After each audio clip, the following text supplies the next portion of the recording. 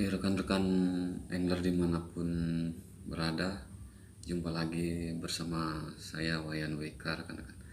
Rekan-rekan, mungkin untuk video kali ini saya ingin berbagi pengalaman ketika rekan-rekan angler yang suka casting ataupun hobi main muara dengan sasaran black bass maupun red bass, ketika masih bingung mau mencari minnow ataupun umpan yang murah tetapi tidak murahan.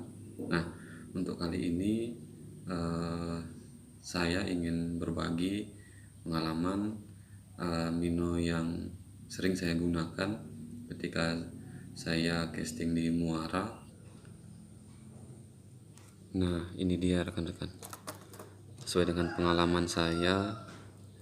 Jadi ketiga warna ini yang menurut saya itu yang paling killer, karena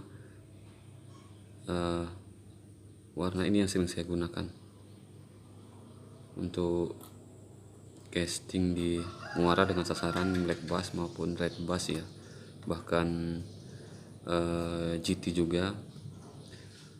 Nah rekan-rekan, untuk harga sendiri, kenapa saya bisa katakan sangat murah ya, ini hanya dihargai Rp15.000 saja. Jadi rekan-rekan nanti bisa cek di toko-toko online ya, untuk harga berkisar hanya 15.000. Jadi sangat murah dan ekonomis tentunya. Nah, untuk panjang sendiri yang dia 11 cm dan memiliki berat 13 gram rekan-rekan. Jadi untuk sangat cocok untuk main-main di muara itu dengan kelas-kelas medium ya rekan-rekan. Nah itu, jadi sangat pas untuk, kalau menurut saya untuk berat dia sangat pas ya, karena sesuai dengan pengalaman saya. Nah rekan-rekan, karena bisa dikatakan ini minnow yang murah ya, jadi menjadi perhatian juga untuk rekan-rekan nanti ketika ingin menggunakan minnow ini. Ada beberapa yang perlu diperhatikan juga, yaitu pertama dari treble hook ya. Yang pertama itu treble hook, nanti rekan-rekan itu diusahakan agar mengganti dengan treble hook yang sedikit lebih bagus ya, karena kalau menurut saya sesuai dengan pengalaman itu ketika masih menggunakan hook yang asli bawaan dari Henggia ini, itu seringnya treble hook ini dia lurus, kalau mungkin bisa dikatakan benggang begitu ya, sering benggang gitu. Nah ini, jadi silahkan nanti rekan-rekan memilih sendiri yang mungkin cocok untuk rekan-rekan untuk treble hooknya sendiri. Nah kalau untuk saya sendiri, treble hooknya itu saya ganti dengan PKK nomor 4 ya rekan-rekan. Jadi depan belakang ini saya ganti menggunakan treble hook dari BKK, yaitu nomor 4. Nah itu, untuk split ring juga kalau bisa diusahakan nanti diganti biar lebih bagus ataupun lebih kuat ya, karena kalau melihat dari tekstur dari bawaan split ring bahkan hook dari bawaan itu jelas menurut saya sih sesuai dengan pengalaman kurang kuat dianya seperti itu. Nah ini, terus setelah hook rekan-rekan nanti setelah mengganti hook juga diusahakan, karena di dalam kawat dari minnow ini sendiri, baik di belakang, tengah, dan depan, ini karena ada semacam rongga ya ataupun lubang kecil. Nah lubang kecil ini sesuai dengan pengalaman saya biasanya sering sekali air masuk lewat sini ya, sehingga ketika minnow ini kita gunakan lama kelamaan minnow ini dia akan dipenuhi dengan air di dalamnya. Nah, seperti ini rekan-rekan. Ini ketika mungkin saya belum ketika pada saat masih belum memodifnya itu jadi hitam ya, seperti ada lumutnya di dalamnya. Nah, jadi ini adalah ketika saya belum modif, yang awalnya warna seperti ini dia lama kelamaan berubah menjadi hitam seperti ada lumutnya di dalamnya.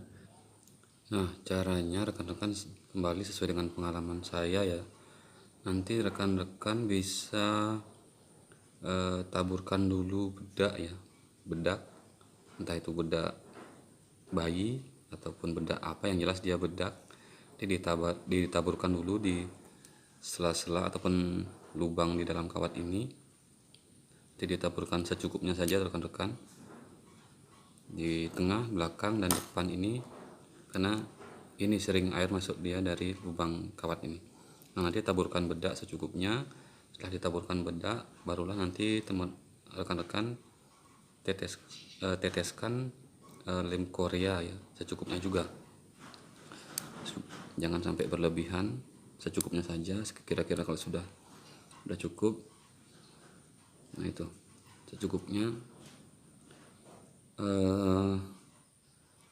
Dan juga nanti rekan-rekan harus perhatikan, nah karena di dalam ini dia ada timah atau semacam pemberat begitu ya.